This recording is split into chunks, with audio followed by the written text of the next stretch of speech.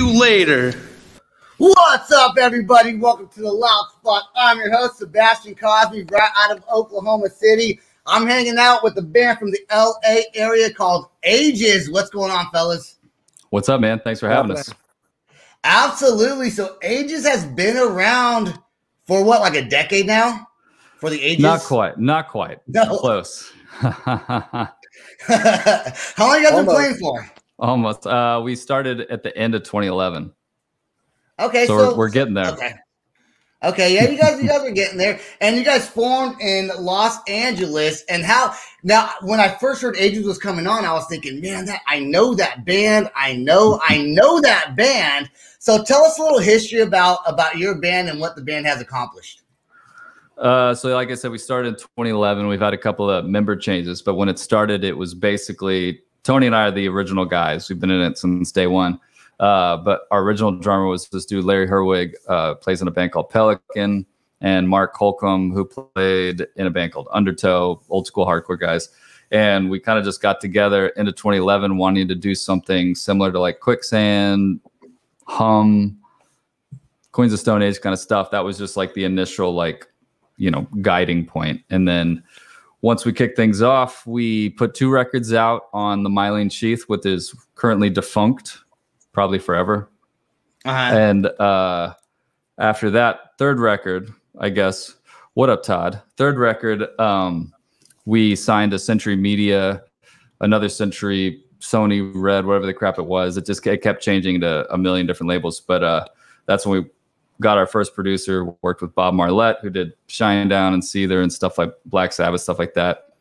And then now we left that, and now we're doing things solo again. I guess that's a short way to describe our musical journey on record. But I mean, we've been fortunate enough to play shows with like Tool, Torch, or no, we not Torch. Who do we play with, Tony? I'll let you answer this part. I get it all mixed up. Well, individual shows we played with a lot of people, but like Thrice and Coheed and Cambria, but.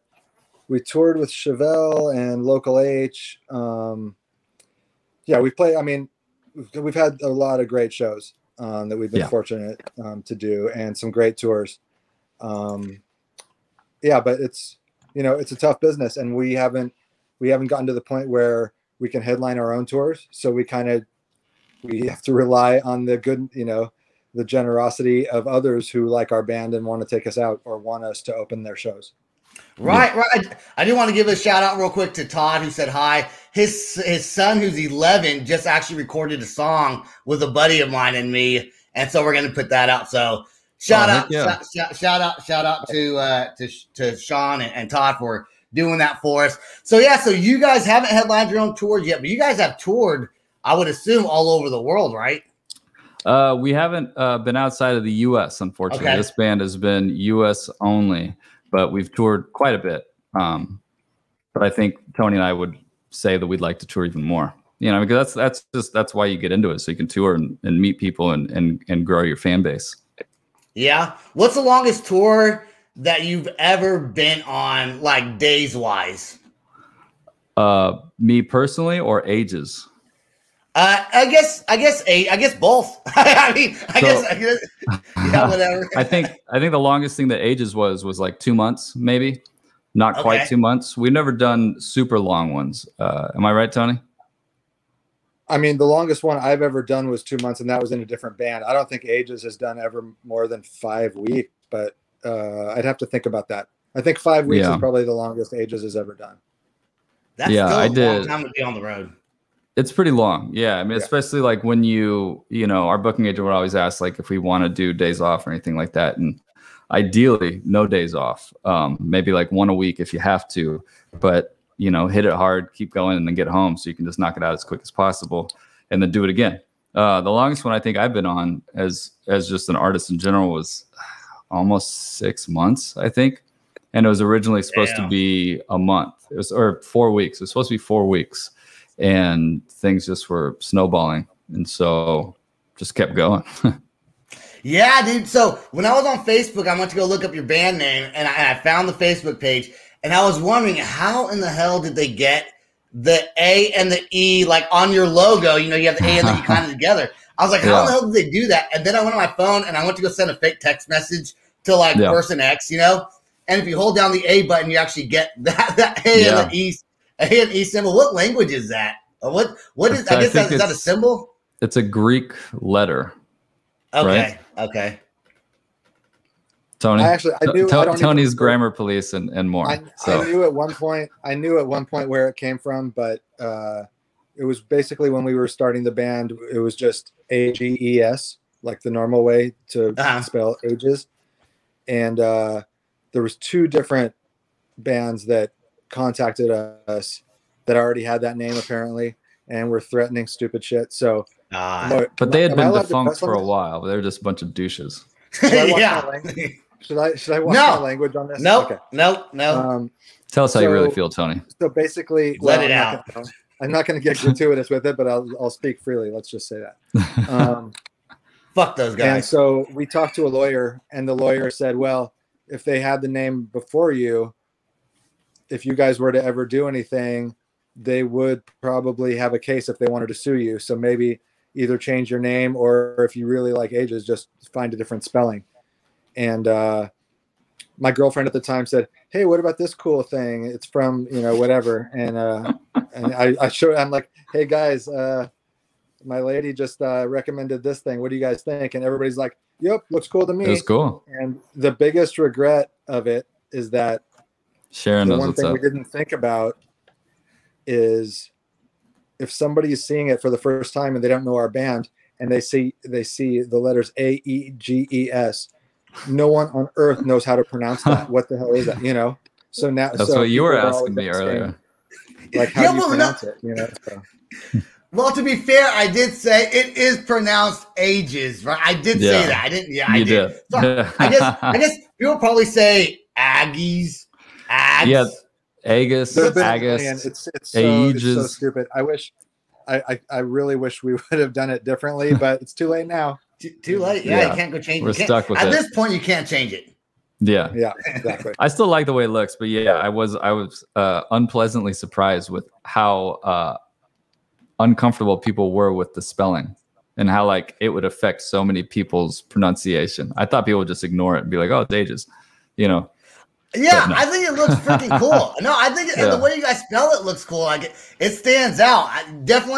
I don't think there's any regrets there. I think you guys should keep it. Definitely keep it. How many albums has AEGES come out with since 2000 and 2011? Right? Yeah. So full length's 4. Yeah. So we did the first thing we released was a 2-song 7-inch, which we put out on Hawthorne Street, and then 2 full lengths on Myling Sheath, 1 on Century Media, and then we just released. This is up for debate amongst the fans. It's either a short EP or a long EP or a short record, but we call it a short record. Draman, which was self-released, our first one. Tony's it's like 35 minutes. 35 minutes. That's enough for a full length. I mean, there's a lot of, Slayer's Rain and Blood, I think, is under 30 minutes, and that's a full record. What Slayer's do like? What want, though? What a 30-minute Slayer album is that like 3 songs? Because aren't their songs super long? No, it's 10. It's like their most, in my opinion, it's their most revered album. It's Rain and Blood. I think it's 10 songs. Wow, yeah, under 30 minutes. So that's the early days, I guess. Yeah, I just say things out of my ass that I don't even know what I'm talking about half the time. I just make things up. Well, I think they did have longer songs later in the career. I think they did get more. They had some longer stuff, but yeah, that one album, it's just a bunch of, rapid fire, short blasts, and yeah. So if they can call it 30 minutes on a Slayer record, that takes you there. Get this. So I'm old. So when I had that Slayer record on cassette, Rain and Blood, the classic album, it's so short that side A and side B is the whole record. It's the whole record twice. Twice? Oh, that's amazing. I've never I don't know of any other albums that had that, but because it was so short, they put the full album on both sides. That's awesome. That's awesome. And Sam just said true. Sam says true because he knows I'm talking out of my ass all the time. That's what that's in reference to. I love it. So is the new single that you guys came out with, Colors, is that part of an album, or is that just a single that's being released? We don't know yet. Yeah, it's basically it's part of a bunch of stuff that we have done. It was the first one that we fully got mixed and mastered out of the mega bunch, which technically, if you put them together, it'd be a full record. But given the pandemic and the way of the world not being able to tour, it was just like, well, let's get something out. And we figured Colors was the right way to go. That was actually Tony's suggestion out of the lump of, that was the right one. And kudos to you, bro. It's a good job. Good job. Good job, Tony. Good job, Tony. When is the last record that you came out with before this new single? The last album was 2019. Oh, so just a couple years ago. No, 2020. Sorry. No, it was January 2020. Yeah, like just about a month before the pandemic hit. Yeah. So really? Okay. Yeah, it's a brand new album. And I love it. I think it's a killer record. It hasn't, given the way that the world shut down and we just released it, hasn't got as much attention as we'd like. So whoever's watching, go check it out. But given that we couldn't go do anything and we were just sitting on this record, we needed a way to kind of reach our fans again. That's why we released Colors so quickly. Yeah, you kind of get yourself back out there since you couldn't tour. It's like, and that sucks too. You couldn't even really, and I guess, did you advertise it a lot on social media? Seems to be like the thing to do is advertise on social medias. Yeah, we've never really done like the paid advertising and all that kind of stuff. I mean, maybe we should have, because Colors hasn't gotten the response yet that we're quite looking for. But again, it's the first time that we've released something without being able to go out and promote it the way that we're used to. And so this is all kind of new territory for us. So we're a little slow. Things are a little slower than we would hope, but Yeah.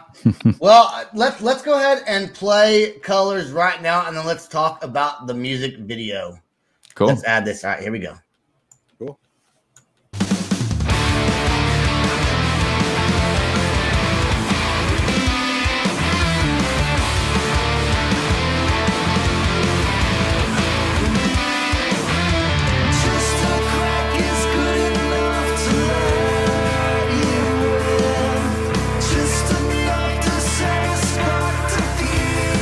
Something just to see. Can't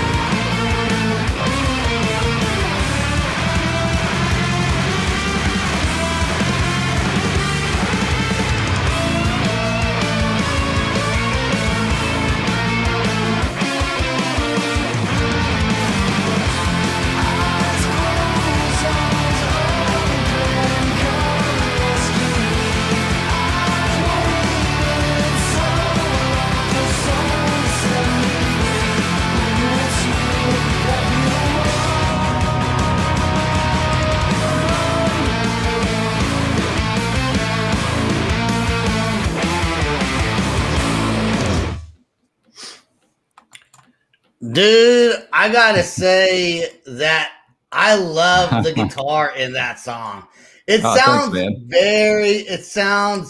I like the song. Todd likes the song. Thanks, Todd. Badass track. Yeah, Crystal. Sharon's always commenting. Dude, nice. that guitar, and here's me talking out of my ass again, right? That guitar kind of sounds like a Middle Eastern kind of like Arabian. Calling all the snakes, dude. Yeah, snake charmer. Right? I call it's the snake charmer riff. Yeah. Yeah, dude, that is so sick. Where'd you guys shoot that video at? Yeah, that video was. Oh yeah, that video was shot at a rehearsal spot. What was that place called, Tony? Do you remember? I can't remember. It's in LA. It's like Mates rehearsal in LA and Burbank. Yeah, so they have a place called the Gold Room, and I think it's just got gold curtains or whatever. And our drummer went in early, set up some lights, and his buddy filmed it just on his handheld, and our drummer edited it at home. It was just, we tried to do everything as much on a budget as possible, especially given, that. Did you guys release that song? The way things are. Did you guys release that song through a label, or was it, did you guys put it out yourselves? We put it out ourselves, but our label is called Cruise Control. Okay. Now, I'm just curious, is that, wait, is that, no, it's, wait, no, you're making a joke? No, it is. Cruise Control is the joke. It's a long stupid joke. Inside joke. It's not even. It's not really. It's not a real label. It's just like we put it out ourselves, and we needed a stupid name. But that's our label name. And the story goes way back, so we'll just leave it there until the next time. But it's good. Okay. We won't get into the inside joke just now. So I was reading some comments, and I was kind of thinking of something else. But I do. Okay, so are you guys planning on touring with this new single, Colors? Are you guys planning on doing a tour with it? I mean, that would be the plan, but we're not actively searching just because the world is so jam-packed of people trying to tour once everything opened up that we figured, we're still small fish in the big pond. So, we're just working on the record. If we got the right offer, we would probably jump on it. But if everybody had the time and availability, we would do it. But we haven't had any offers yet, and it seems like the tours, they're still a couple months away from starting again. I've seen some stuff. There's festivals coming up. Yeah, there's small tours going on right now already. But I think most of the bigger tours are like August, September. Where are you located? Oklahoma. Oh, right on. What's that? Oklahoma City. Well, right outside Oklahoma City, but Oklahoma City. Okay. I mean, yeah. Oklahoma City. The Diamond Ballroom. I'm sure you've been there a million times. Yeah. You know what? Yeah, I've been there. I've been there a couple times. I saw a country concert there one time. That was pretty cool. But yeah, that's a pretty big venue. I like the outdoor venues a little better. I feel like those are the ones that are gonna attract more people. Like all the festivals and stuff. I feel like are the things that aren't gonna get canceled, but still, in my opinion, booking club shows. Like say a club show the size of the Viper Room in LA, which is like 200 people or something like that. You never know, something could happen. All of a sudden, your middle tour you get sent home, which is what happened to me when COVID started. So, we're just playing it safe a little bit, I guess, right now. Yeah, I went to a concert like 3 weeks ago, I guess, maybe a month ago. Right on. And then I got in the mosh pit, right? And I'm 38 years old, okay? So the next day my body was hurting, and I was like, man, did I get COVID? Or if I just hurt? Because you just don't know, your body starts taking up. No masks in the pit? Nope, no mask. Dude, no one was wearing masks. In fact, I went to a taco place the other day. There was probably like 100 people in there. Not one person or the workers were wearing a mask. Wow. Anybody get sick, or you guys all good? Nah. I had COVID. I had COVID in December, and it did not really. I'm one of the lucky ones that it did not affect very, very much. Yeah. So since then, I've kind of been a little bit more relaxed about it, and I haven't gotten it again, and I've been out not wearing a mask. But in Oklahoma, it's a little bit different than in California. So don't judge. Don't judge me. Don't judge me. Hey, man, They're judging me. No, No way. no, I'm a little jealous, actually. So when do you guys think? You guys think you're gonna pop it off, kind of get it going in 2022? And are you going to promote the full length album once it comes out? And then maybe go on tour? Because when's the plans to complete the album? well, that's kind of, we don't know that it's going to necessarily be an album. We might just do singles here and there for the time being, because a lot's going to, I mean, the rest of this year is probably will help us figure out what we need to do, because there's a lot of unknowns involved right now.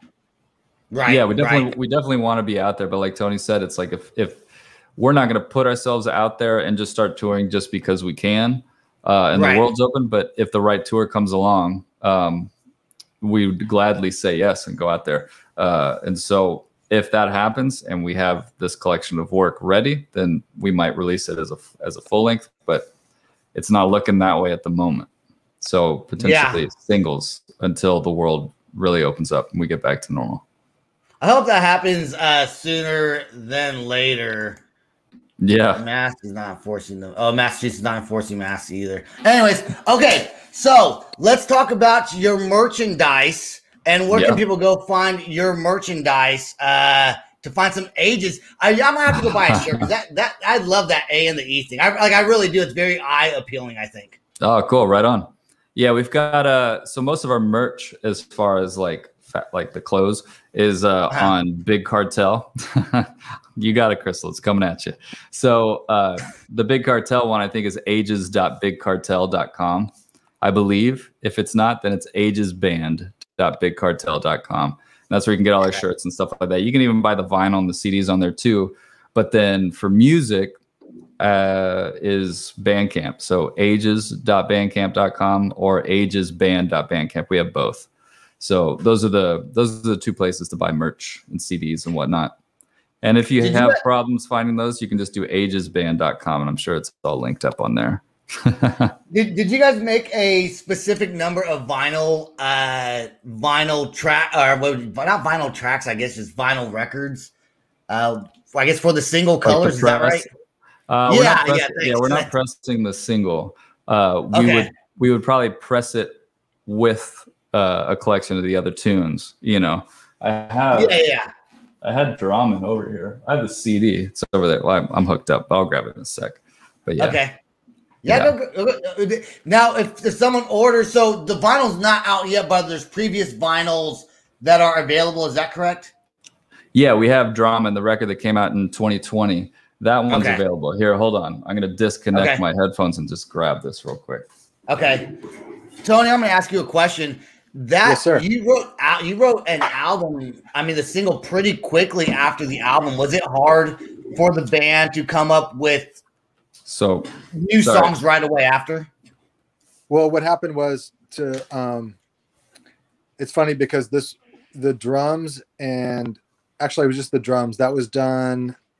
Actually, most of the music was done for Colors prior to the pandemic, but it wasn't finished. And then when we got stuck in this rut of not being able to do anything during the pandemic, we said, hey, let's get these, let's finish these ones that we have. It wasn't like we got together during the pandemic and like, oh, let's do some new songs. Cool. It was like we had this stuff. And then I and probably the other guys were like, hey, Kimball, why don't you get some vocals going for those songs? And they pressured me pretty hard. So I hadn't seen these guys since February 26th, I think, of 2020, until we filmed our music video, which was, I don't know, 7 weeks ago, like early 8 April. weeks ago. Yeah. So it was, I engineered the record and everything.